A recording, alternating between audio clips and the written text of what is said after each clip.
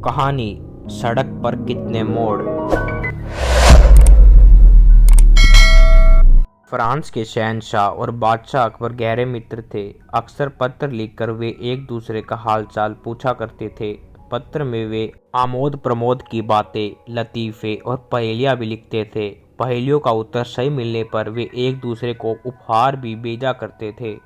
एक बार फ्रांस के शहंशाह का पत्र अकबर को प्राप्त हुआ, जिसमें उन्होंने एक प्रश्न लिखकर दिया। प्रश्न कुछ ऐसा था, आपके राज्य की सड़कों पर कितने मोड़ हैं।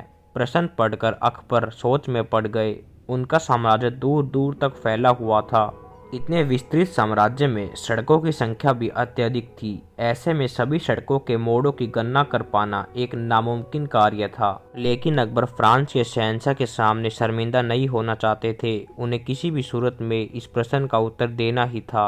उन्होंने टोडरमल को बुलवाया और कहा, टोडरमल, तुम अभी तुरंत कुछ सैनिकों को लेकर निकल जाओ। तुम्हें हमारे पूरे साम्राज्य की सड़कों के मोड़ों की गणना करनी है। किसी भी सूरत में हमें एक काम पूरा करके दो।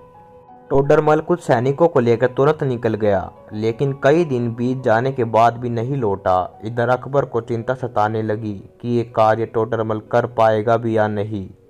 एक दिन बीरबल ने अकबर को चिंतित देखा तो पूछ बैठा, जहाँपना, क्या बात है, आप बड़े चिंतित लग रहे हैं। अकबर ने फ्रांस के शहंशाह के पत्र और उसमें पूछे गए प्रश्न के बारे में बीरबल को बताते हुए कहा, बीरबल, हमने टोडरमल को राज्य के सभी सड़कों के मोड़ों की संख्या की गणना के लिए भेजा है। हमें उसकी ही प्रतीक्षा है। साथ ही ये चिंता भी है कि वो ये कार्य पूरा करके लौटेंगे या नहीं।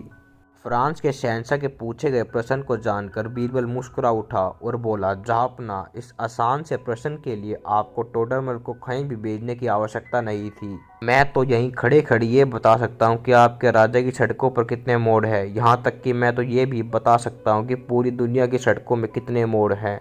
बीरबल, तुम बिना गणना किए हमारे राज्य और दुनिया की सड़कों की मोड़ों की संख्या कैसे बता सकते हो। अकबर हैरत में पड़ गए, जहाँपना, क्योंकि इसमें गणना की आवश्यकता ही नहीं है। दुनिया की सारी सड़कों के बस दो ही तो मोड़ होते हैं, एक दाया और दूसरा बाया। बीरबल ने शांत भाव से उत्तर दिया। ये उत्तर सुनकर अकबर हंस पड़े।